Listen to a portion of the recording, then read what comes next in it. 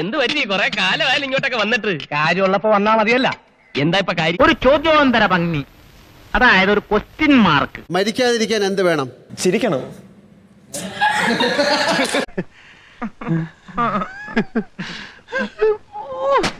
എന്താണ്?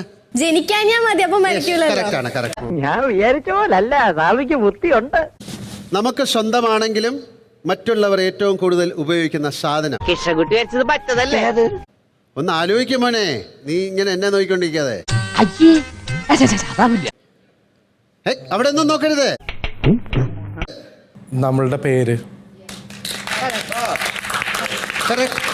അതാണോ ഉദ്ദേശിച്ചത്? അപ്പൊ ഞാൻ ഉദ്ദേശിച്ച സാധനമല്ല. കേരളത്തിലെ ഏറ്റവും വലിയ ശുദ്ധ ജല തടാകം ഏതാണ്? ശുദ്ധജല തടാകം. അല്ല, വെള്ളമൊക്കെ കുടിക്കുന്നില്ലേ?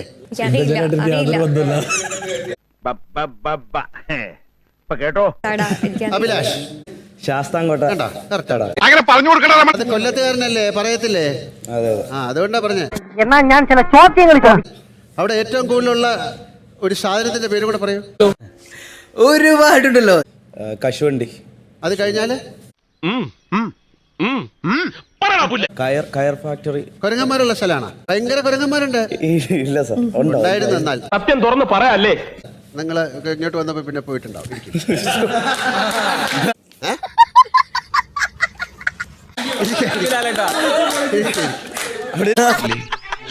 ഈശ്വര, ഇവിടെ ആരുമില്ലല്ലോ ഇതൊന്ന് പറഞ്ഞു ചിരിക്കാനായി. താജ്മഹൽ നിർമ്മിച്ചത് ആരാ? ഷാജഹാൻ അല്ലേ? അവിടെ ഇരിക്കൂ. മുംതാസ്. ഒരു ക്ലൂ തരൂ. അവനെ ആദ്യം തീരുമാനിക്കേ, ഷാജഹാനാണോ മുംതാസ് ആണോ? നിനക്ക് മനസ്സിലായില്ല? ഇല്ല, മനസ്സിലായില്ലെന്ന്. Workers, construction workers, labours. എനിക്ക് മോനെ, തൃശ്ശൂർ നഗരത്തിന്റെ ശില്പി എന്നറിയപ്പെടുന്ന ആരാണ്? ഇവന് ദൃഷ്ടിപ്പെടും, അത്രയ്ക്ക് ബുദ്ധിയാ. ജീൻസ്. തൃശ്ശൂർ നഗരത്തിന്റെ ശില്പി കണ്ടോ? ആലോചിക്കുന്നോണ്ട് കിട്ടുന്നുണ്ട് അല്ലേ? തൃശ്ശൂർ സോണിയാഗാന്ധി. സോണിയാഗാന്ധിയോ? അമ്മേ ഇല്ല. അല്ലേ?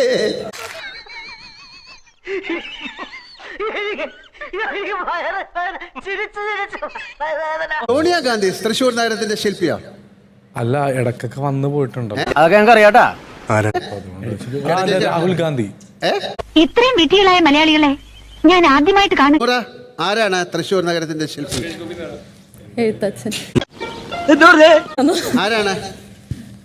അത് സത്യമായിട്ട് എനിക്ക് അറിയാൻ പാടില്ല. നീ എങ്ങാനും അയ്യേ എന്തേ മതി, ഇത് ഞാൻ ഇരുന്നാ ശരിയാവത്തില്ല. ഞാൻ ഇറങ്ങി ആ മാഷ.